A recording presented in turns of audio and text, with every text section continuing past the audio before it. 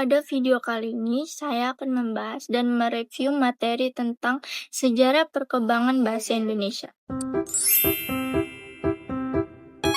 Yang pertama, saya akan membahas tentang latar belakang perkembangan bahasa Indonesia. Jika ditelusuri dari sejarahnya, pada beberapa abad yang lalu di wilayah Asia terdapat sekelompok masyarakat yang menggunakan satu rumpunan bahasa yang disebut bahasa Austronesia. Kelompok masyarakat ini kemudian bermigrasi ke arah selatan melewati wilayah India dan menyebar ke berbagai daerah.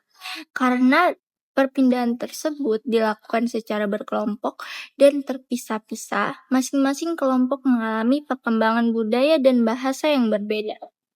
Akibatnya, bahasa yang awalnya sama menjadi beragam sesuai dengan daerah dan kebudayaannya masing-masing. Dari perkembangan inilah akhirnya muncullah berbagai bahasa daerah termasuk bahasa yang kemudian berkembang menjadi bahasa Melayu yang menjadi dasar dari bahasa Indonesia. Yang kedua, bahasa Melayu menjadi bahasa Indonesia. Bahasa Indonesia berasal dari bahasa Melayu. Ada beberapa alasan mengapa bahasa Melayu dipilih sebagai dasar bahasa Indonesia.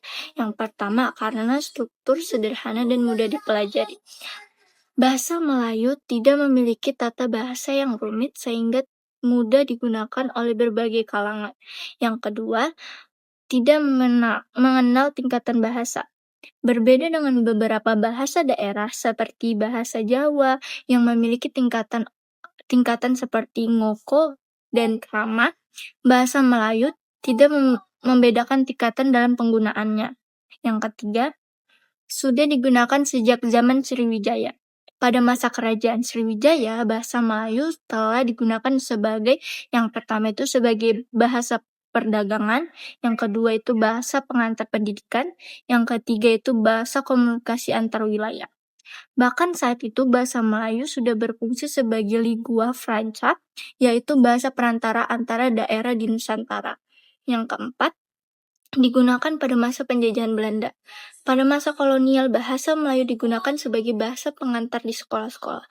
Yang kelima, itu penyebarannya yang sangat cepat karena kemudahannya bahasa Melayu cepat berkembang dan digunakan di berbagai wilayah. Dari sinilah bahasa Melayu kemudian berkembang dan diresmikan menjadi bahasa Indonesia sebagai bahasa nasional. Yang ketiga, saya akan membahas tentang pengertian bahasa Indonesia.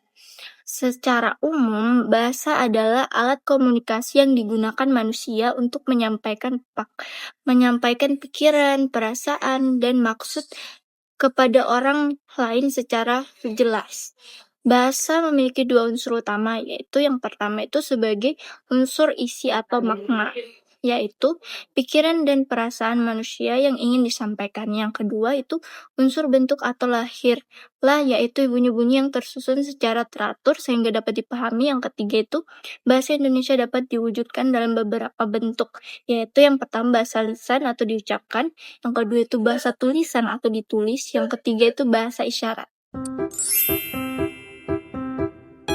Yang keempat ada fungsi bahasa. Bahasa memiliki beberapa fungsi penting dalam kehidupan sehari-hari, yaitu yang pertama sebagai fungsi ekspresif.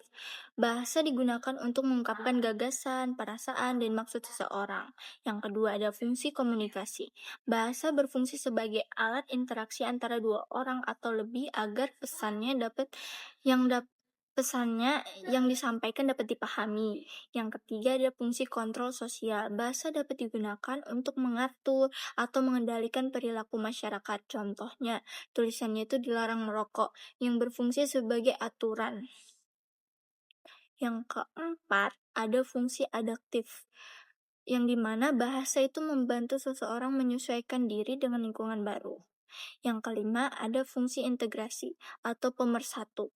Bahasa Indonesia mempersatukan berbagai suku, ras, agama, dan budaya di Indonesia menjadi satu kesatuan bangsa. Misalnya, ketika berada di daerah lain, kita menggunakan bahasa Indonesia agar dapat berkomunikasi dengan masyarakat setempat.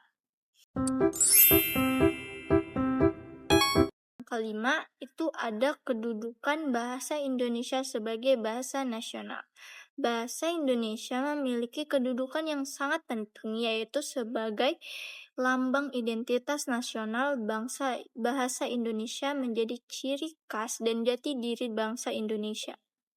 Yang kedua, yaitu lambang kebanggaan nasional.